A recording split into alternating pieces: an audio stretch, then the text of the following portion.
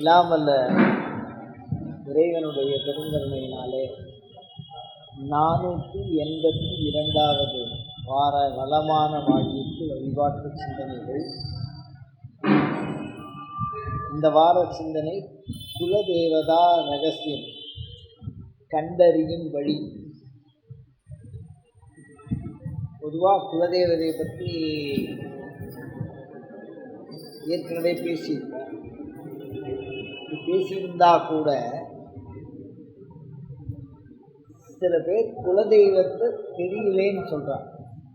எனக்கு என்ன குலதெய்வம்னு என்ன தெரியலன்றா. சில பேர் இதை நாங்கள் குலதெய்வம்னு கும்பிட்டு வரோம் அப்படின்னு சொல்கிறாங்க. அப்படி சொல்லும்போது என்னைக்காவது ஒரு சில பிரச்சனைகள் எங்கேயாவது நம்ம அதுக்கான தீர்வை நாடி போய் அதில் சொல்லும்போது குலதெய்வம் குற்றமாக இருக்குது, நீங்கள் பூஜை போடல தெரியலை அப்படின்னு சொல்கிற மாதிரி இருந்தால் அப்போது இந்த குலதெய்வத்தை தேடி போக வேண்டிய சூழலை நாம் மீண்டும் உள்ளாகும். அது வரைக்கும் கொஞ்சம் நம்ம தெரியாமல் இருந்தால் கூட மீண்டும் அந்த குலதெய்வத்தை தேடுகிற ஒரு நாட்டம் நமக்கு ஒரு அவசியம் ஏற்படுகிறது. அந்த மாதிரி இருக்கிறவா கேட்கும்போது எப்படி தெரிஞ்சுக்கிறது, குலதெய்வத்தை எப்படி தெரிந்து கொள்வது அப்படின்னு ஒரு கேள்வியாக இருந்தது. இது யாராவது அன்பர்கள் கேள்வி கேட்டால் அதை தொடர்ந்து சிந்திச்சுட்டே இருப்போம். அது தொடர்ந்து வேறு ஏதாவது தகவல் கிடைக்கிறதா, நூல் இருக்கா, அந்த ஆதாரபூர்வமாக அதை பார்க்கறதுக்கு அப்படின்னு சொன்னால் 5 விதமான குலதெய்வதையை கண்டறியும் வழிகளை தாந்திரீக நெறிமுறைகள் சொல்லியிருக்கிறது. ஏன் ஆகமம் சொல்ல மாட்டேங்கிறாள்? தாந்திரிகம்னா என்ன, ஆகமம்னா என்ன? ஆகமத்துக்கு தந்திரம்னு ஒரு பேர் இருக்கு என்றாலும் குலதெய்வதை வழிபாடு என்பது முழுக்க ஒரு தனி வம்சம் தான். இன்னும் சொல்லப்போனால் நான் எந்த நோக்கத்திலையும் சொல்ல, உங்கள் அத்தனை பேருடைய பாதங்களையும் மீண்டும் மீண்டும் நமஸ்கரித்து கேட்டுக்கொள்கிறேன். அது ஒரு இனக்குறியீடு, ஒரு குழு குறியீடு. ஒரு குழுவுக்கு அது தேவதையாக இருக்கும். அது ஓரினம் சார்ந்தவர்களாக சேர்ந்து கூட்டு குடும்பமாக அதை வணங்கின்னு வந்திருக்கா. அப்போ இந்த குலதெய்வத்தினுடைய முதல் அடையாளமே என்ன அப்படின்னு சொன்னால், அதை ஒரு இனம் சார்ந்தவர்கள் வணங்கி வருகிறார்கள். இப்போ எல்லாருக்குமே, இப்போ என் இனம்னா என்னுடைய இனம், மற்றவங்க எந்தெந்த இனத்தில் தோன்றினார்களோ அந்தந்த இனம். அந்த இனம் என்பது பிறவியின் அடிப்படையிலே இந்த குலதெய்வத்தை பொறுத்தவரை நாம் வரையறுக்கப்பட்டதாக இருக்கிறது. அப்படி இந்த இனம் அடிப்படையில் குலதெய்வத்தை தேடலாம். சில பேர் இது ஒரு குறியாக வச்சுருப்பாங்க. பொண்ணு எடுக்கிறதுக்கு, பொண்ணு கொடுக்கறதுக்கு போனால் இந்த ஊரில் இருந்தால் இந்த ஊர் சாமி பேரை சொன்னால், இந்த ஊர் சாமி இப்போ கொட்டூர்னு ஒரு ஊர் இருக்கு, அந்த கொட்டூர்னு சொல்கிறாங்க அப்படின்னா அங்கே பிறந்தவா எல்லாருமே சொந்தக்காராடா, நமக்கு பங்காளி முறை, அதனால் நாங்கள் பொண்ணு தர மாட்டோம்னே சொல்கிற வழக்கம் இருக்குது. அப்போ அந்த குலதெய்வங்கிறது ஒரு குழு ஒரு குடும்பத்தின் தெய்வமாக அது சொல்லப்படுகிறது. அப்படி பண்ணுற போது ஒரு பொதுவியல் நிலையில் வணங்கப்படாதது அப்படின்னு சொல்லலாம். வணங்கப்படாதது. இப்போ கோயிலில், அந்த குலதெய்வ கோயில்களில் பார்த்திங்கன்னா ஒரு குறிப்பிட்ட இனம்தான் அந்த இடத்துக்கு வருவாங்க, அந்த பூசணையை புரிபவர்கள். அதுக்கப்புறம் பார்த்திங்கன்னா அந்த வழிபாடுங்கிறது ஒரு தொடர்நிலை வழிபாடாக இருக்காது. அதுதான் குலதெய்வத்தை கண்டறிய விஷயம் என்னென்னு சொல்லியிருக்காங்கன்னா, முதல்ல அது ஒரு தொடர்நிலை வழிபாடாக இருக்காது. குலதெய்வ வழிபாடுங்கிறது பெரும்பாலும் வருடந்தோறும் ஒரு தடவை அப்படிங்கிற மாதிரி ஒரு காலம் சூட்டி இருக்கிறார்கள். இந்தந்த காலத்தில் இந்த குலதெய்வத்தை வழிபாடு செய்யணும் அப்படின்னு. சில குலதெய்வத்துக்கு கர்மம் சூட்டி இருக்கிறார்கள். கர்மம்னா என்னென்னா, குழந்தை பிறந்தா நாங்கள் குலதெய்வம் கும்பிடுவோம். சில வம்சத்தில் ஆண் குழந்தை பிறந்தா கும்பிட்றதுன்னு ஒரு வழக்கம். சில வம்சத்தில் பொண்ணு பெரியவளானா குலதெய்வம் கும்பிட்றதுன்னு ஒரு வழக்கம். சில வம்சத்தில் முழுகாமல் யாராவது கும்பிடுறவா வம்சத்தில் யாராவது முழுகாமல் இருந்தால் அவளை விலைக்கு வைக்கிற வழக்கம் இருக்கும். அவளை தவிர மற்றவா கும்பிடுவாள். அந்த மாதிரி ஒவ்வொரு வீடுகள் தோறும் இந்த குலதெய்வ பண்புங்கிறது மாறுபடுது. என்றாலும் அது பிற இனத்தவரால் வணங்கப்படாததாக இருப்பது அப்படிங்கிறது தான் ஒரு குலதெய்வத்தினுடைய முதல் ரகசியம். பிற இனத்தவரால் அது வணங்கப்படாது என்று நாம் அப்படியே தேடி துருவி நம்ம இந்த இடத்துல இருக்கிறதா பெரியப்பா சொன்னால், தாத்தா சொன்னால், பாட்டி சொன்னா அப்படின்னு சொன்னால் பெண் வம்சத்தில் ஏற்றுக்காமல் பங்காளி வம்சத்தில் ஏற்கத்தக்கதாக இருக்குது. எந்த குலதெய்வ வழிபாட்டிலையும் ஒரு ஆணின் தொடர்ச்சி வர்ற மாதிரி இது ஒரு ஆய்வாகவே நம்ம செய்கிறோம். வேறு எந்த நோக்கத்துலையும் சொல்ல. உங்கள் திருப்பாத கமலங்களை மீண்டும் மீண்டும் 3 தடவை தலையில் வச்சு கேட்டுக்கிறேன், தப்பாக புரிஞ்சுக்காதீங்க. வேறு எந்த நோக்கத்துலையும் சொல்ல. என்னுடைய நோக்கம் குலதெய்வத்தை கண்டறியும் ரகசியம். அப்படி பார்த்தால் ஒரு ஆண் இனத்தை தான் வாரிசு அப்படின்னு சொல்லிட்டு வராங்க. அந்த ஆணின கூறுகளில் வரும்போது பங்காளிகளுக்கு தான் அதில் முக்கியத்துவம் கொடுக்குறாங்க. அப்படி முக்கியத்துவம் கொடுத்து வரும்போது பங்காளிகள் யாராவது அந்த குலதெய்வ பேர், குலதெய்வம் தேடுறதுங்கிறது வெளியாள்கிட்ட போய் கேட்க முடியாது. மற்ற ஒரு சமய விஷயங்கள்லையும் அது பலிதம் இல்லாததாக இருக்குது. அப்போ ஒரு பங்காளியினுடைய அடிப்படையில் தான் ஒரு குலதெய்வத்தை நாம் உறுதி செய்ய முடியும். நம் இனத்தை சார்ந்த பங்காளிகள் சொன்னால் அந்த குலதெய்வத்தை நம்ம என்ன பண்ணலாம், உறுதிப்படுத்திக்கலாம். பெரும்பாலும் பெண் வாரிசு அதில் இல்லை, அப்படி வச்சுருக்காங்க.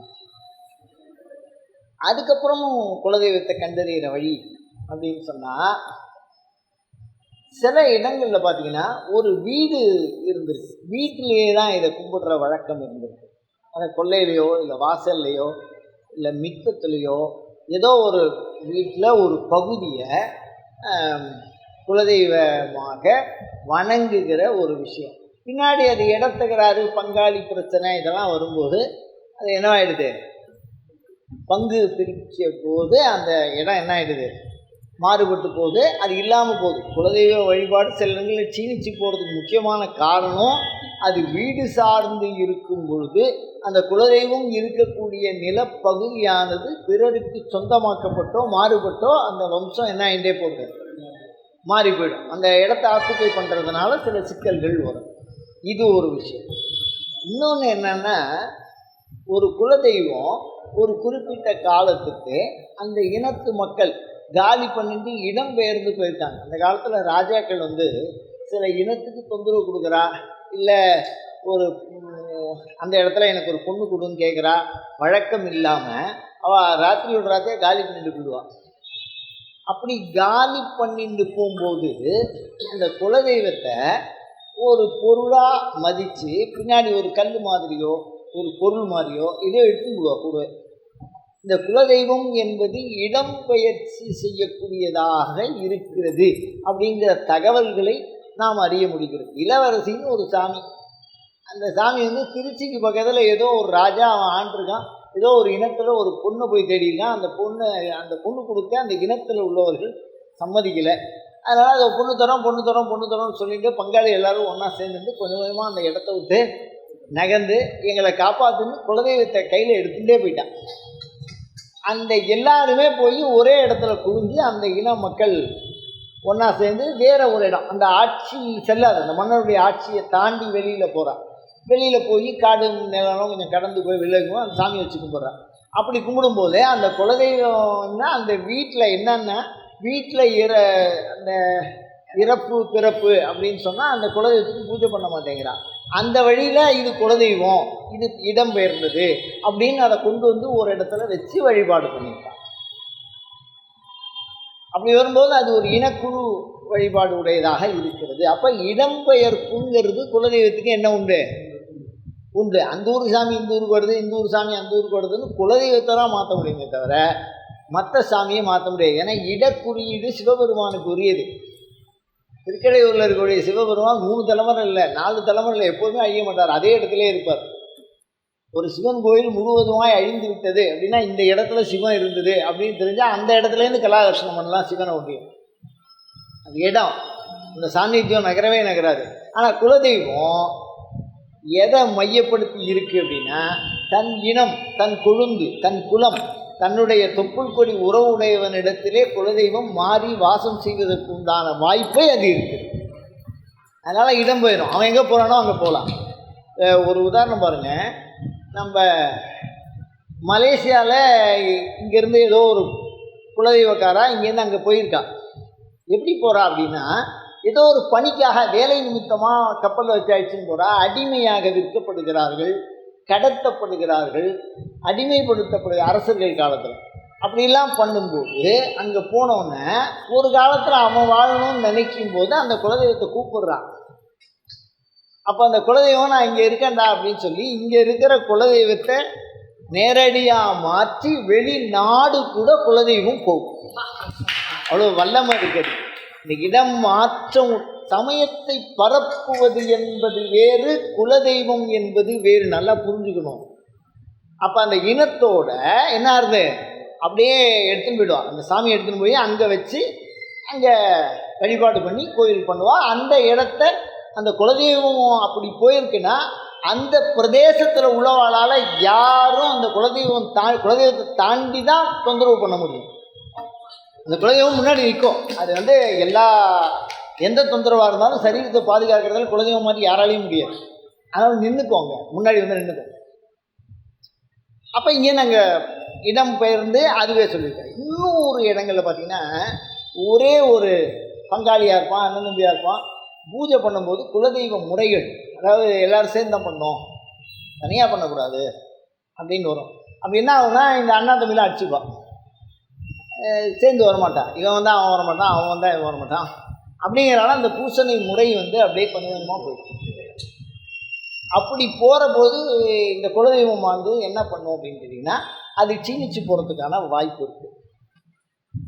அதுக்கு அடுத்த விஷயம் என்ன அப்படின்னு கேட்டிங்கன்னா, ஒரே குலதெய்வக்காரன் ஒரே சொத்துக்கு அண்ணன் தம்பி அழிக்கணும், தம்பி அண்ணாவை அழிக்கணும் அப்படின்னு நினைக்கும் போது குலதெய்வம் வேலை செய்யாது, சினைன்னு இருந்துடுவான். இந்த பக்கமும் அந்த பக்கமும் 2 பேரும் அடிச்சுக்கிறான், அண்ணங்காரன் தம்பிக்காரன், யாருக்கு சப்போர்ட் பண்ணும்? அதனால் என்னாகும், அந்த குலதெய்வம் தன்னுடைய செயல்பாட்டை இழந்து சிவனேன்னு இருக்கும், எந்த விதமான செயல்பாட்டை இழந்து. 3வது ஒரு விஷயம், குலதெய்வம் ஆவேசித்து பேசும் பண்புடையது. 5 பஞ்சேந்திரியங்கள், மனம், இந்த 6 விஷயத்தையும், பஞ்சேந்திரியங்களையும் இணைக்கக்கூடிய மனம், இந்த 6 விஷயத்திலையும் குலதெய்வம் உணர்த்தும் ஏதாவது ஒரு விஷயம். இதில் நீங்கள் உணர்த்தலைன்னா குலதெய்வம்னு நீங்கள் சொல்லவே முடியாது. அது மாத்திரம் நீ எல்லாம் ஞாபகம் வச்சுங்க. இப்போ இந்த குலதெய்வத்தை கண்டறியும் போது சில இடங்களில் பார்த்தீங்கன்னா படுக்க முறை போடுவாள். நம்ம குலதெய்வத்தை நம்ம தேடுறோம் அப்படின்னு சொன்னாலே தேடணும், விரும்பி தொழுமடியார்னு சொல்கிறார். அப்படி தேடணும். அப்படி தேடக்கூடிய பண்பு இருந்தால் அது கனவுல தோன்றி நான் இந்த இடத்துல இருக்கேன்னே சொல்லுவேன். தேடி போது நான் இந்த இடத்துல இருக்கேன், நீ வந்துரு அப்படின்னு சொன்னால் கனவிலே கண்ட அடையாளம் நினைவிலே வரும். கனவு குலதெய்வம் இல்லை, திருப்பி சொல்கிறேன் நான், கனவுல கண்ட அடையாளம் என்னது நினைவில் வரும். அதை நீங்கள் அந்த அடையாளத்தை வச்சு பிடிச்சிடலாம். அதுக்கு அடுத்தது பார்த்தீங்கன்னா, இந்த பங்காளி சண்டையினால் நின்று போயிருக்கு அப்படின்னு சொன்னால் கோடி இலைன்னு சொல்கிறான். அந்த மாதிரி குறிப்புகளெல்லாம் வச்சு நம்ம கண்டுபிடிக்க வேண்டியதாக இருக்குது. அது என்ன கோடி இலை, கொடி இலை அப்படின்னு சொல்லி. கோடி இலைன்னா வராத பங்காளிக்காக ஒரே ஒரு பெரிய தாத்தாவுக்கு தாத்தா அவர் பேரை போட்டு ஒரே ஒரு இலையை போட்டுட்டோம்னா மற்றவங்க வரலேன்னாலும் நம்ம கூட கலந்துக்க விருப்பம் இல்லைன்னாலும் அந்த சாமியை அனுகிரகம் பண்ணக்கூடிய. இப்போ என்ன பிரச்சனைனா, எல்லோரும் வந்தாலும் அந்த சாமி வருவேங்கிற ஒரு பிரச்சனை இருக்குது. இந்த குலத்தவர்கள் இணைந்தால் அந்த சாமியை என்ன பண்ணலாம், வரவழைக்கலாம். அப்போ குலத்தவர்கள் இணையாமல் அந்த சாமி வராது. அப்படிங்கிற ஒரு சூழல் வரும்போது அது நியாயமான கோரிக்கைகளால் ஏற்கப்படுமாயின் அப்போ இந்த கோடி இலை போட்டு பூஜை பண்ணலான்னு சொல்லியிருக்காங்க. கோடி இலைனா அது எப்படி போடணுன்னா, அதுக்கு ஒரு வழிபாடு அப்படிங்கிறது இனம் சார்ந்த வழிபாடாக இருக்குது. மாம்சம் சாப்பிட்றவங்க இருக்காங்க, மாம்சம் சாப்பிடாதவங்க இருக்காங்க. அவங்க என்ன வேலை பண்ணுறாங்க, அவங்களுடைய பாரம்பரியத்துக்கு தகுந்த மாதிரி அந்த வழிபாட்டு முறைகள் அமைஞ்சிருக்கும். ஒன்றுமே இல்லை, தென்னங்குருத்தை வச்சுட்டு குலதெய்வம்னு சொல்லுவாள், வேறு எதுவுமே கிடையாது. ஒற்றை பனை மரங்கள் குலை தெய்வங்களாக திகழ்ந்திருக்கிறது. ஒற்றை பனை மரம். அந்த இடத்துல சுவாமி காலம்புரை நடந்து போகிற செருப்பு சத்தம் கேட்கும். அங்கே படுத்துக்குவான், படுக்க முறை உண்டு. அப்போ அந்த படுத்துட்டு இருந்தால் அது கனவுல அந்த ஒரு குறிப்பிட்ட ஏரியாவை விட்டுட்டான். அதுதான் தேவஸ்தானங்கிற பேர் முதல்ல குலதெய்வம் இருக்கிற இடத்துக்கு தான் வந்திருக்கு. அதுவும் பெரிய நிலம் அதிகமாக வச்சுருக்கிறவா, என்ன சொல்கிறது, அவளை லேண்ட்லார்ட்ஸ் அப்படின்னு ஆங்கிலத்தில் சொல்கிறீங்களா, அந்த மாதிரி இருக்கிறவா என்ன பண்ணியிருக்காங்கன்னா அவள் நிலத்திலேயே சமாதி வச்சுருக்கா. அந்த சமாதி வச்ச இடத்துல இந்த குலதெய்வம் போய் உட்காந்துக்கணும். யாராவது இறந்து அந்த இடத்துல அவள் இடத்துல வச்சா இந்த இடம் உட்காந்து. சில இடங்களில் என்ன ஆகும்னு கேட்டிங்கன்னா, ஒருத்தன் நல்லபடியாக கும்பிட்றான், மற்றவன் சரியாக கும்பிட மாட்டேங்கிறான், அவன் அந்த குலதெய்வத்தை புரிஞ்சுக்கிறான் அப்படின்னா அவன் வீட்டுக்கே அது மரம் வடிவில் வந்து தங்கிடுவான். வாசலில் ஒரு மரத்தை வச்சு அங்கேயே வந்து தங்கிடுவான். ஒரு இடத்துல சரியாக பண்ணலை, இன்னொரு இடத்துல பண்ணுறாங்க. அதனால தான் குழந்தையும் தெய்வமும் கொண்டாடுற இடத்துலன்னு ஒரு பழமொழியே வந்துருக்கு. இந்த குலதெய்வத்தை கொண்டாடினா கூட வந்துடணும், அதை இழுத்துன்னு வந்து யார் வேணாலும் வச்சுக்கலாம். அப்போ தனிப்பட்ட முறையில் அதை வச்சுருக்காங்க. அதுக்கப்புறம் என்ன பண்ணியிருக்காங்கன்னா, இந்த குலதெய்வ விளக்கு அப்படின்னு ஒரு பாரம்பரிய முறையை பின்பற்றி இருக்கிறார்கள். குலதெய்வத்துக்குன்னு ஒரு விளக்கு வச்சு வழிபாடு பண்ணால் அந்த விளக்கில் இருந்து முழு தோற்றமுடைய உருவம் வந்து பேசுவோம். விளக்கை வச்சு கண்டுபிடிச்சிடலாம் குலதெய்வம். அதை எப்படி ஒத்துக்க வேண்டியதாக இருக்குன்னா, இறந்தாலும் விளக்கேற்றுறான். இறந்து போனோன்னே உடனே தலைமாட்டில் விளக்கேற்று இந்த ஆன்மா அதில் போய் தங்கும். அடுப்பு பற்ற வைக்கக்கூடாது. அதை மாதிரி ஒரு நிலம் எல்லா சமயத்தாரும் செய்கிறான், எல்லா இனத்தவரும் இந்த விஷயத்தை பண்ணுவான். அப்படி பண்ணும்போது அப்போ இந்த குலதெய்வம் இறந்தவர்கள் அல்லது பிறந்தவர்கள் வீடு தேடி வருவான். அந்த நேரத்தில் அவர்களுக்கு உதவி செய்தல் என்பது குலதெய்வத்தை போற்றுவது ஆகும்னு சொல்கிறான். ஒரு குழந்தை பிறந்தாலோ இல்லை யாருக்கோ இறந்தாலோ அந்த சம்ஸ்காரத்துக்கு என்ன செலவாகிறதோ அதை பங்காளிகிட்டேருந்து வாங்கிக்கலாம். வெத்தலை பாக்கு வெத்தலையோ ஏதோ சொல்கிறாங்க. அதை ஒரு ஒருத்தையும் இதை போய் கேட்க வேண்டியதாக இருக்குது. எல்லாருக்கும் நம்ம ஒரு பொதுவாக கருத்தை சொல்கிறோம்னா அதில் எந்த விதமான மார்க்கமும் இருந்துடக்கூடாது. அப்படிங்கும்போது அந்த பாக்கு வெத்தலைன்னு சொல்லி அதுலேருந்து அவளுக்கு அதை கொடுத்துட்டா குலதெய்வ ஆராதனையாக அது ஆகும்னு சொல்கிறாங்க. அதாவது பிறந்திருக்கணும் அல்லது இறந்துருக்கணும் அல்லது பெரியவளாயிருக்கணும். அதே மாதிரி குலதெய்வம் 2 பெரும் பிரிவுகளை கொண்டுள்ளது. ஆண் பெண் அப்படின்னு 2 பெரும் பிரிவு. அதில் முடியெடுக்கிறதுன்னு ஒரு சாமி இருக்குது, படையல் போடுறதுன்னு ஒரு சாமி இருக்குது, 2ஆக வச்சுருக்கா. அதில் ஒன்று கண்டிப்பான முறையில் நில தெய்வமாக இருக்குமா. என்ன நிலம், குறிஞ்சி முல்லை நெய்தல் பாலைன்னு சொல்கிறாங்கல்ல தமிழர் பண்பாட்டில், அந்த மாதிரி நிலம் சார்ந்த கிராம தேவதைகள், நகர தேவதைகள். சிலப்பதிகாரத்தில் கூட நகர தேவதை வந்து பேசுகிறதாலாம் வரலாறு வரும். அப்படிலாம் நம்ம பார்க்கணும். அப்படிங்கும்போது ஒன்று வந்து ஸ்தானசாமி, இந்த இடம். அப்போ குலதெய்வங்கிறது நம்மளுடைய வேர், நம்மளுடைய இனம் எந்த இடத்திலே தோண்டி இருக்கிறதோ அந்த இடத்துல அதுக்கான வேர் மூலம் இருக்கும். அந்த இடத்துல அது சார்ந்தவங்க இருப்பாங்க. அந்த மாதிரி சொல்கிறாங்க. அதே மாதிரி குலதெய்வம் தெரிஞ்சவங்க அதை சொல்லாமல் இருக்கக்கூடாது அப்படின்னு சொல்கிறாங்க. குலதெய்வம் தெரிஞ்சுட்டே பங்காளி கேட்குறாங்கன்னா அதை சொல்லிக் கொடுக்கக்கூடாது அப்படின்னா அதுவே மிகப்பெரிய பாபம்னு சொல்லப்படும். அதனால் அதை என்ன சொல்லியிருக்கே சொல்லணும்னு சொல்லியிருக்கோம். அதே மாதிரி இப்போ நம்ம வந்து குலதெய்வத்துக்கு எது ரொம்ப முக்கியம் அப்படின்னா, ஒரு குரோர் கௌரவம் உச்சதைங்கிற மாதிரி ஒரு கௌரவம்னு சொல்கிறார். ஆபத்து சம்பத்தில் எல்லாம் அந்த கௌரவத்தை எப்படி கொண்டு வரா அப்படின்னு கேட்டிங்கன்னா, வெத்தலை பாக்கு அதை ஒரு மாதிரி பட்டி மாதிரி கட்டி அதில் வந்து ₹1 பணத்தை வச்சு அதை வச்சிடுறா. சில பேர் மஞ்சள் துணி இருக்குல்ல அதை நினச்சிட்டு அதில் என்ன பண்ணுறா, முடிஞ்சு வைக்கிறது. சில பேர் உண்டியல் வச்சு அதுக்குன்னே போடுறது. சில பேர் தலைக்கட்டு வரி தனித்தனியாக அதுலேயே வந்து விடோயருக்கு அறவரின்லாம் சொல்கிறாங்க. இந்த கணவன் இழந்தவர்களுக்காக அறவரி. அந்த வாரிசு கல்யாணம் பண்ணினாதான் குடும்பம்னு ஒத்துக்கிறான். கல்யாணம் பண்ணவாழ்கிட்ட தான் வரி வசூல் பண்ணுறான். பிரம்மச்சாரிகிட்டேருந்து வாங்கிறது இல்லை வரி. அப்போ குலதெய்வங்கிறது முழுக்க எதுவாக இருக்கு, ஒரு குடும்பம். அந்த குடும்பம் சார்ந்ததாக இருக்கிறதுனால இப்போ இந்த குலதெய்வத்தை நம்ம கண்டறியணும் அப்படின்னா இந்த விளக்கு ஏற்றி கண்டுபிடிக்கலாம். அது வந்து 48 நாளைக்கு தொடர்ந்து எரியணும்னு சொல்கிறான். இந்த விளக்கு தொடர்ந்து எரிஞ்சு எனக்கு வழியே கிடையாது, இந்த குலதெய்வம் தெரிஞ்சே ஆகணும் அப்படிங்கிற நிலைமை வந்தால் 48 நாளைக்கு தொடர்ந்து அதுக்கு மாலை போட்டுட்டு வேறு எந்த சாமியும் கும்பிடாமல் எல்லா வழிபாட்டு முறைகளையும் நிறுத்திட்டு ஒரு தனி பகுதியில் தொடர்ந்து வழக்கேற்றினால் அது வரத்துக்கு உண்டான வாய்ப்பு இருக்குதுன்னு சொல்கிறான். அதே மாதிரி இந்த பணம், இந்த கௌரவம் பட்டி சமர்ப்பணம் பண்ணுறது, அது சமர்ப்பணம் பண்ணால் அதை வாங்குகிற மாதிரி குலதெய்வம் வருமா. தலைப்பாக்கு அது மாதிரி ஒரு முறை வச்சுருக்கா தாந்திரிகம். அந்த தலைப்பாக்கு அதில் ஏதோ ஒரு சம்பாவனை அதை வச்சு நம்ம என்ன பண்ணோம், டெய்லி 1 ரூபானா 1 ரூபா அதை வைக்கணும். வச்சா அதை யார் எடுக்கிறாளோ அவள் பேர் வழியாக அது கொஞ்சம் கொஞ்சமாக அந்த தகவல் வரும். ரொம்ப விட்டு போச்சு அப்படின்னா அந்த குலதெய்வம் அடுத்த பிறவி எடுத்துருக்குமா. எண்ணில் சிறுதெய்வம் அப்படின்னு சில விஷயங்கள் பிறவி எடுக்கக்கூடிய வல்லமை இருக்குங்கிறான். அப்படி எடுத்தது தான் மிகச்சிறந்த பதவியில் மிகச்சிறந்த செல்வாக்கு பெற்றவர்களாக அவர்கள் இருப்பார்கள். அவர்களுக்காக நிறைய பேர் வாழக்கூடியவாளாக இருப்பாள். நம்ம இப்போ அந்த குலதெய்வம் இறந்து அவள் மனிதனாக பிறந்தா கூட இந்த மாதிரி வழிபாடு பண்ணால் அது அவளுக்கு போகுமா, திருப்பி அதே வருமா.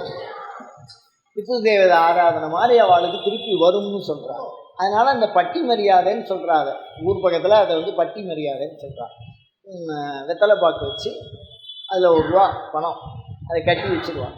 எனக்கு தெரிஞ்சோ தெரியாமலோ நான் இதை உனக்கு செலுத்திட்டேன் அப்படின்னு நம்மளுடைய கடமையை என்ன பண்ணுறோம், செஞ்சிடணும் அப்படின்னு. இப்போ வருடத்துக்கு ஒரு தடவை வணங்கினா போதுங்கிற மாதிரி இருக்குது. நித்தியப்படியில் நம்ம எது சாப்பிட்றோமோ இந்த குலதெய்வ ஆராதனை அதுதான் பெரும்பாலாக இருந்திருக்கு. நம்ம என்ன சாப்பிட போகிறோம், அடுப்பு பற்ற வைக்க போகிறோம், அதில் உணவு சமைக்க போகிறோம்னா அது பாலாக இருந்தாலும் சரி, இல்லை சாப்பாடாக இருந்தாலும் சரி, அதை அப்படியே வச்சு அடுப்பாங்கரையிலே வச்சு பெண்கள் பண்ணினா குலதெய்வம் வந்துடணும். பெண்களுக்கு அவ்வளோது சிறப்பு விஷயங்கள். ஒரு ஆண் வணங்கிறத விட குலதெய்வம் பெண்ணால் வளர்க்கப்படுகிறதுன்னு சொல்கிறாங்க. மாட்டு பொண்ணுக்கு கட்டுப்படும் அப்படின்னு. இதெல்லாம் சேகரித்த தகவல்கள். இதை நான் செவிவழி செய்தின்னு விட்டுற முடியாது. ஏதோ ரொம்ப காலமாக கேட்டுகிட்டே இருக்கா இது சம்பந்தமான கேள்விகளை. அது ஒரு முறையான ஆதாரங்களோடு நம்ம தேடி சேகரிக்க வேண்டியது. பெரும்பாலான குலதெய்வங்கள் இந்த உடன்கட்டை ஏறுதல் அப்படின்னு சொல்லி அந்த மரபில் வரும். யாராவது இறந்து தியாகி, அது மாதிரி ஆன்ம தியாகிகள், குடும்பத்துக்காக தியாகம் பண்ணினவா, அந்த மாதிரி நிறையா குலதெய்வம் வர்றதுனால இப்போ நம்ம கண்டறியும் வழியை தான் பார்க்குறோம். அந்த குலதெய்வம் ஒன்று அந்த பட்டி மரியாதை பண்ணணும், இல்லைன்னா அந்த வழக்கு ஏற்றி அதை பண்ணணும். 3 அதை பங்காளிகள்கிட்ட கேட்டு தெரிஞ்சுக்கணும். 4 அந்த பங்காளிகளுக்கு இந்த மாதிரி சூழலில் அவளுக்கு ஏதாவது மரியாதை பண்ணினால் அது குலதெய்வ பூஜையாக என்ன மாறும். பிறப்பு இறப்பு பெரியவளான அந்த அது தெரியாதவா அதை செஞ்சிடணும். அவளுக்கு பங்காளிக்கு அந்த செலவை என்ன பண்ணணும் பண்ணினால் அது குலதெய்வமாக என்ன பண்ணும், ஏற்கப்படும். அப்படி ஏற்றால் அந்த பலன் அதில் வந்துடும். குலதெய்வம் என்ன செய்யுமோ அந்த அதை உக்கல்னு சொல்கிறார் வள்ளுவர். அதை பற்றி தெளிவாக சொல்கிறார். தென்புலத்தார் தெய்வம் விருந்து ஒக்கல் அப்படின்னு தெளிவாக என்ன சொல்கிறார். அப்போ நம் இனத்தை சார்ந்தவர்களுக்கு நாம் அடுத்த வாழ்க்கை செய்கிறது அண்ணா தம்பி மாமா முறை கட்டுறவா அப்படின்லாம் சொல்ல. முறை அப்படிங்கிற வார்த்தைகளை மிக அழகாக பயன்படுத்தி இருக்கிறார்கள். கோயிலில் நாங்கள்லாம் சிவாச்சாரியர்கள்லாம் முறை, சாமி கோயில் முறை, அம்மன் கோயில் முறைன்னு சொல்லுவோம். ஒரு இனம் இறந்தார்க்கு சடங்கு செய்வதை முறை என்று சொல்லுகிறது. இன்னொரு இனம் கல்யாணத்துக்கு உரிமை உடையவர்களை அவர்கள் செய்ய வேண்டிய உறவின் முறை கடமைகளை முறை என்று சொல்லுகிறது. அதனால் அந்த முறை செய்கிற பொழுது அது குலதெய்வத்துக்கு ஒரு பங்கு இருக்குதுன்னு சொல்கிறாங்க. அதனால் முறை செய்யலாம். இதெல்லாம் நம்ம லௌகீகத்தில் செய்யலாம். இது எல்லாத்தையும் போல் நான் ஏற்கனவே சொல்லியிருக்கேன். ஒரு உண்டியல் வச்சு அதில் போட்டுன்னு வந்தால் அது நிறையணும். நிறைஞ்சு போனால் கூட அடுத்தடுத்த விஷயத்தை நம்ம போட்டுட்டே அதை வங்கி கணக்கில் போட்டுருந்தா கூட என்றைக்காவது ஒரு நாள் அது என்ன வரும், வந்துடும். கண்டிப்பாக அதற்கான ஒரு பலனை அதை என்ன எடுத்துக்கும். எடுக்காமல் இருக்காது. குலதெய்வத்துக்காக ஒதுக்கப்பட்ட எந்த ஒன்றுமே என்னது அதை எடுத்துக்கும்னு சொல்கிறாங்க. அது சேர்ந்துடும் அதில். அதனால் 1 ரூபா பணம் போடுறது, விளக்கேற்றுறது, இந்த மாதிரி உறவின் முறைகளில் இறந்து பிறந்து அல்லது பெரியவளான சடங்குகளுக்கு உண்டான செலவை பணமாக அவளுக்கு கொடுத்து அதை பண்ணிக்க சொல்கிறது. இந்த வராத பிரச்சனைகளாக அண்ணன் தம்பி பிரச்சனைன்னா அந்த இலை போட்டு வழிபாடு பண்ணுறது. 2வது பங்காளி வழியாக தெரிந்து கொள்வது. 3வது வீடுகளுக்கு இருக்கிறது. வீடுகளுக்கு பின்னாடி இருக்கக்கூடிய தெய்வம் பெரும்பாலும் மரத்தில் இருக்கிறதா சொல்கிறா. சில பேர் புதுசாக கல் வச்சு வழிபாடு பண்ணுறது, சில தேவஸ்தானம் தண்ணி தோண்டி வழிபாடு பண்ணுறதெல்லாம் இருக்குது. ஆனால் அந்த இடத்துல பண்ணுறது அப்படிங்கிறது ஒரு குறிப்பிட்ட இடம். அந்த இடத்தை நாம் கண்டறிந்து விட்டால், குலதெய்வத்துக்கு எல்லாத்தோட முக்கியம் இடம். அந்த இடத்தை நாம் கண்டறிந்து விட்டால் அந்த இடத்துல எப்போதும் அழியாமல் அந்த சாநித்தியம் இருக்குது. எதுவுமே இல்லாமல் தோப்பில் இருந்தாலும் நீங்கள் வேகமாக தட்டுவாங்க. ஏன்னா நீங்கள் எனக்கு புரியல எனக்கு தெரியல. எனக்கு என்ன அந்த அந்த இடத்த பிடிச்சிட்டிங்கன்னா அந்த குலதெய்வத்தை திருப்பி என்ன பண்ணிடலாம், கொண்டு வந்துடலாம். வேறு எதனாலையும் நீங்கள் வேறு விதமான முயற்சினாலும் அதை கொண்டு வர முடியாது. அதோட இனத்தவா கூப்பிட்டா அது வந்துடும். வேறு எப்படி கூப்பிட்டாலும் வராது. அந்த மாதிரி நீங்கள் போட்டு குழப்பிக்க வேண்டாம். எவ்வளோ பெரிய ஆன்மீக சடங்குகள் அது இது அதெல்லாம் பண்ணணுங்கிற விஷயமே கிடையாது. உங்களுடைய வீட்டில் நீங்கள் என்ன சாதம் வடிக்கிறீங்களோ அதை அப்படியே வச்சு அந்த வடக்கை வச்சு வழிபாடு பண்ணால் அது வரத்துக்கு உண்டான வாய்ப்பு. யாருன்னு தெரிஞ்சுக்கிறதுக்கு இந்த 48 நாள் எரியணும்னு சொல்கிறான். அது அவளுடைய ஹிருதய பலத்தை பொறுத்து. அதை நம்ம என்ன சொல்ல முடியும், எதுவும் சொல்ல முடியாது. அயன் தர்மஹா உத்தரோத்தராபிவிருத்தி வஸ்து. நான் என்னுடைய மனைவி என்கிட்ட வந்த பிறகு அவள் எங்க குலதெய்வத்துக்கு வந்திருக்கான். ஆமாம், அப்போ குலதெய்வத்தை நான் கும்பிட முடியாது, தராது.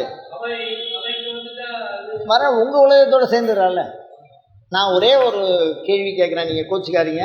நம்ம 2 பேரும் அவர் அவருக்காக கேள்வி கேட்கல, ஒரு சமூகத்துக்காக கேள்வி கேட்குறேன். அப்போ எனக்கும் அந்த கோவம் இருக்குல்ல.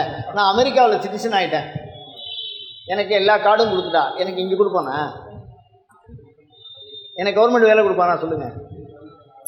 அப்போ உங்கள் ஒய்ஃப் இங்கே வந்துட்டாங்க, சிட்டிசன்ஷிப் இங்கே இருக்குது, ஓட்டு இங்கே இருக்குது. அவள் திருப்பி அங்கே அந்த ஓட்டு எப்படி பிடிப்பாங்க? அவங்க கூட பிறந்தவங்களும் அவங்க ஏன் அதுக்குள்ளே போவானே? நம்ம இல்லை, அதெல்லாம் அது ஒத்துக்கவே முடியாது. அந்த சிட்டிசன்ஷிப் நாங்கள் ஒத்துக்கிறது இல்லை. நாடகத்தில் நிறைய உறவின் முறை சங்கம்னு வச்சுருப்பாங்க.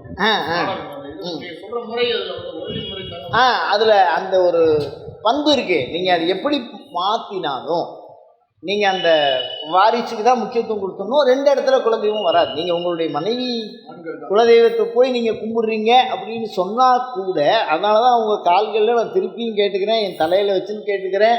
நீங்கள் தப்பாக புரிஞ்சுக்காதீங்க. குலதெய்வத்தை பற்றி மாத்திரம் தான் சொல்கிறேன், ஆண் பெண்ணை பற்றி நான் பேசலை. திருப்பி சொல்கிறேன், ஏன்னா இந்த மாதிரி ஏதாவது தவறாக புரிஞ்சுக்கலாம் வாய்ப்பு வந்துட போகுது. குலங்கிறது அடுத்தடுத்த வம்சத்துக்கு இழுத்துன்னு போகிறது. புல் கொடி இழுத்துன்னு வருது, அந்த வழியில் வருது. அதனால் நீங்கள் அந்த மாதிரி வர்றதுக்கு வாய்ப்பு கிடையாது. அது நீங்கள் அப்படி பண்ணாலும் குழப்பம்தான் வரும். நம்ம அடுத்தவா குலதெய்வத்தை போய் கும்பிட்டோம்னா அவளுக்கு குழப்பம், கூட்டின்னு போனாலும் பலன் வராது, நமக்கு குழப்பம் வரும். சாதாரண தேவதை கிடையாது.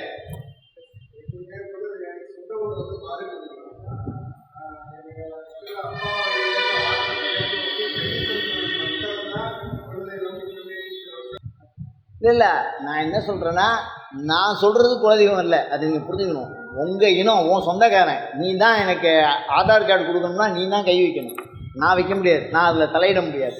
ஒரு சமயம் சார்ந்த விஷயம் இல்லை இது. இது ஒரு இண்டிவிஜுவல் குடும்பம் சார்ந்த விஷயம். அதை நீங்கள் தெரிஞ்சுக்கணும் அப்படின்னு சொன்னால் அதுக்கான வழி தான் இது. நீங்கள் பட்டி மரியாதை பண்ணியோ இல்லை வழக்கு போட்டோ இல்லை இந்த மாதிரி ஒரு சூழலில் உருவாக்கியோ நான் இந்த இடத்துல இருக்கேன்டா அப்படின்னு சொன்னால் மாத்திரம்தான் அது பிரமாணம். பிரத்யக்ஷ பிரமாணம், அது அனுமான பிரமாணம் கிடையாது. சமயங்கள் அனுமான பிரமாணம், குலதெய்வம் பிரத்யக்ஷ பிரமாணம். அதுவே கேட்கும். நீங்கள் அதை தான் நானும் சொல்கிறேனே, நீங்கள் அந்த உண்டியல் காசை போட்டோ இல்லை 48 நாள் விளக்கேற்றியோ, அதுக்கு தான் இப்போ இந்த தலைப்பை எடுத்தேன். இந்த தலைப்பு முழுக்க அதான் டிஸ்கஷன். அதுக்கு வரும் கனவுல சொல்லும், உங்கள் பேரனோட சொல்லலாம், உங்கள்கிட்ட சொல்லலாம், உங்கள் மனைவிட்ட சொல்லலாம், யார்கிட்ட வேணால் சொல்லலாம். நான் இந்த இடத்துல இருக்கேன், நீ அவனுக்கு ஒன்றையும் செய்கிறேன், எனக்கு செய்யலை அப்படின்னு அந்த உரிமையோடு வரும். அது குலதெய்வம் அடுத்த இனத்தவர் மாதிரி வராது, அவங்க இனத்திலே தோன்றியவர்கள் மாதிரி வரும், இறந்தவர்கள் மாதிரி வரும். பெரிய மனிதர்கள், அந்த வம்சத்திலே பெரிய மனிதர்களாக அது பேசும். அந்த இனத்தார் மாதிரி தான் வரும், அடுத்தவா மாதிரி வரவே வராது. உறுதியாக சொல்லப்பட்ட ஒரு 100 பேர்கிட்ட விசாரிச்சிருக்கேன். அதனால் வரவே வராது. இது ஒரு ஆய்வாகவே எடுத்துட்டு நம்ம பண்ணுறோம். ஏன்னா இது ஒரு 7 வருஷமாக நான் பண்ணிட்டு இருக்கிறதுல 7 வருஷத்துக்கு முன்னாடி நான் சொன்னேன் இந்த மாதிரி குலதெய்வம் ஒன்று. அதில் இந்த கேள்வி நிறையா வந்துட்டே இருக்குது. எங்கே போனாலும், எந்த டிவியில் பண்ணாலும் சரி, இல்லை யூடியூப்பில் சொன்னாலும் சரி, மற்ற எந்த சூழலையும் இந்த கேள்வி கேட்டுகிட்டே இருக்கான். அதனால் இது சம்மந்தமாக ஆய்வு பண்ணுறதுனால உங்களுக்கு ஒண்டி தான் அதுக்கு நீங்கள் தான் பிரமாணம். நீங்கள் தான் அதை பிடிக்கணும். நான் சொல்கிறதுனால அது எந்த விதத்துலையும் ஆகாது. யாரும் குலதெய்வத்துக்கு பிரமாணம் கொடுக்க முடியாது. உங்கள் இண்டிவிஜுவல் பிரமாணம், உங்கள் கை ரேகையை நீங்கள் அதில் வைக்கணும். அதே மாதிரி அவளே அம்பாடாக வந்து என்ன சொல்லணும். அப்படி நீங்கள் சொல்கிறதுக்கு இந்த வழிமுறைகளை நாங்கள் சொல்கிறோம். அவ்வளோதான், அதுதான், வேறு எதுவுமே இல்லை. அது வெறும் போட்டால் காசு தராது. நீங்கள் அதாவது எப்படின்னா அன்பை எப்படி சொல்ல முடியும் சொல்லுங்கள்? அன்பை வந்து எப்படி உபதேசம் பண்ணுறது? அன்பு தானாக வருது, அதை போய் நம்ம உபதேசம் பண்ண முடியாது. நீங்கள் போடுறது ஒரு ஆள் ஒன்றுமே பண்ணல, சாமி எப்படி கும்பிடணும்னு கேட்டான். சாதாரணமாக அந்த கோயில் குருக்கள் சொன்னார், அவருக்கு மாவடு ரொம்ப பிடிக்கும். அவருக்கு என்னது, குருக்களுக்கு இந்த மாவடு கூடண்டா அது கூட சாமிக்கு போய் சேரும்னு. அவன் உண்மையாகவே அதை என்ன பண்ணான், கொண்டு போய் கொடுத்துக்கிட்டே இருக்கான். ஒரு நாளைக்கு கோயில் மூட்டுறதுக்குள்ளே மணி அடிச்சுக்கிட்டாங்க. அந்த மாவடுவை எடுத்துகிட்டு போகிறதுக்கு அவனுக்கு வேகமாக போகும்போது கோயிலில் மணி அடிச்சு கூட்டிட்டாங்க. இந்த மாவடுவை நீ வாங்கிக்கலைன்னா என் கழுத்தை அறுத்துக்கு வேண்டாம். சாமி வரப்புக்குள்ளே கையை விட்டு அவன் கொடுத்த மாவடுவை வாங்கிட்டார். இப்போ மாவடு உள்ள விஷயமா இல்லை கொடுக்குற விஷயத்தில் விஷயமா? அன்பு தான் முக்கியம். அந்த அன்பை யாரும் உற்பத்தி பண்ண முடியாது, அது சுபாவம். என் பிள்ளை என் பேரில் அன்பாக இருக்கேன்னா யாருக்கு தெரியும்? அது இயல்பாக வந்தால் தானே. அதை வரவழைக்க முடியாது. எந்த ஒரு ஆளாலையும் அதை என்ன பண்ண முடியாது. அன்பு உங்கள் இதயத்தில் தோன்றுறது, அது போய் யாரும் ஊட்டு கட்டிலாம் வரவழைக்க முடியாது. நீங்கள் உண்மையாக சொன்னால் அது வந்துடும், அதில் எந்த விதமான மாற்றமும் இல்லை. வேறு யாரும் குலதெய்வத்துக்கு சர்டிஃபிகேட் பண்ண முடியாது. அந்த குலத்தில் உள்ளவா தான் சர்டிஃபிகேட் பண்ண முடியும். அவன் தாத்தன் அவன் பாட்டன் அவனுக்குள்ளே உள்ளவன் தான் பண்ண முடியுமே தவிர வேறு யாரும் இந்த குலதெய்வத்தை நான் வந்து கும்பிட்றேன்னு கும்பிட முடியாது. அது கட்டுப்படாது. குலதெய்வம் ஒரு குலதெய்வத்தை இன்னொருத்தர் வழிபட்டால் பேசாது. எப்படி பேசுவோம்? என்னுடைய உறவு அது. ஒவ்வொருத்தருக்கும் ஒரு உறவின் முறை இருக்குது. அந்த உறவோடு தான் அவள்கிட்ட நம்ம பேசுகிறோம்.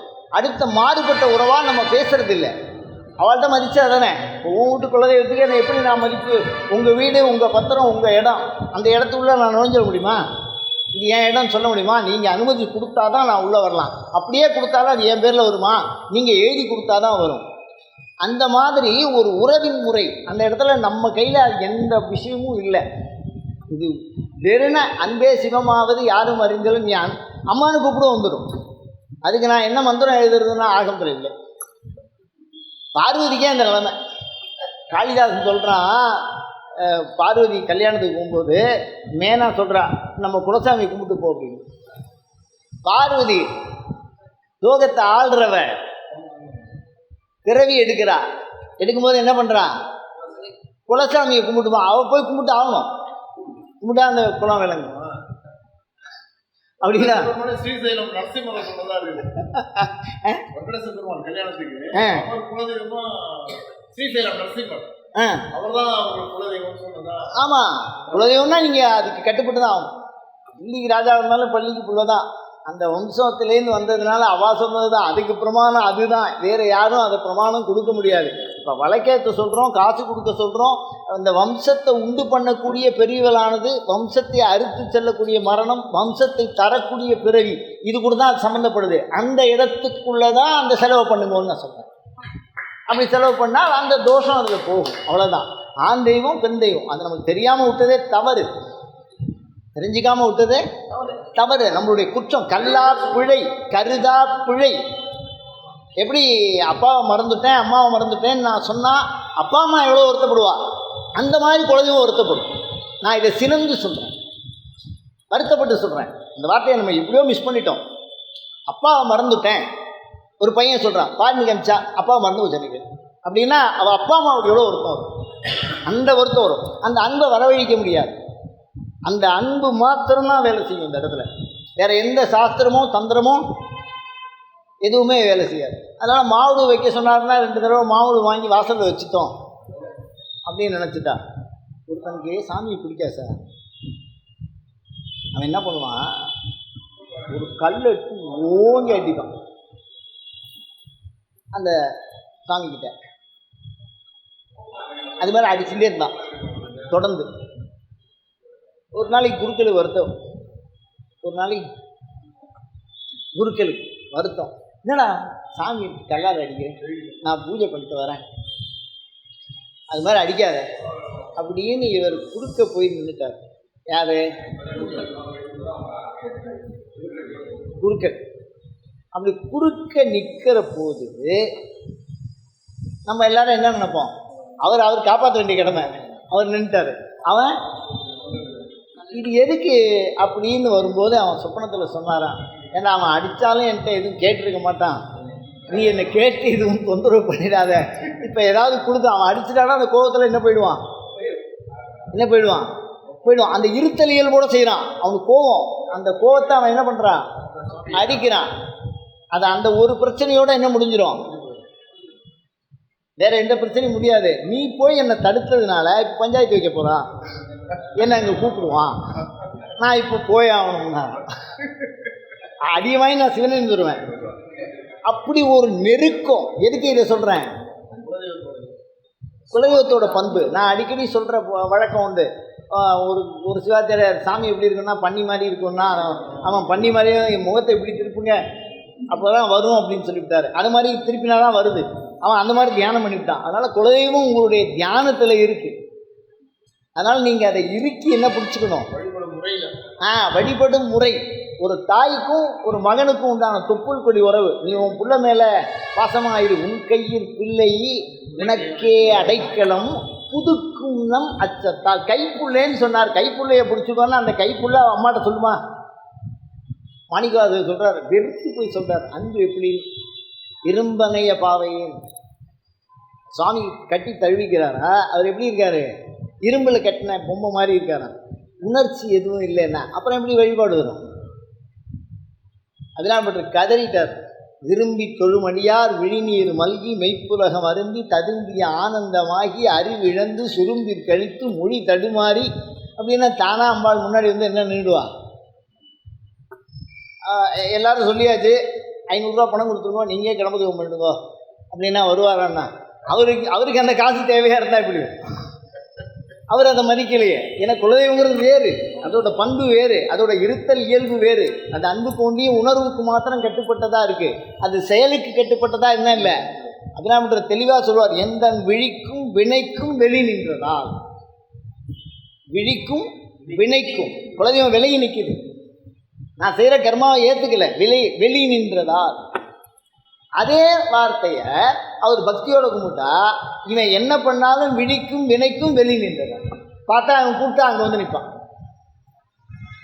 அவன் எதையாவது ஒன்று ஆடை வெட்டுறப்பான், கோழியை வெட்டுறப்பான், அங்கேயே வச்சு சாப்பிடுவான், படுத்துக்குவான், தூங்குவான். அதை வழிபாடு நம்மளால் என்ன பண்ணுறான், ஏற்றுக்கிறான்.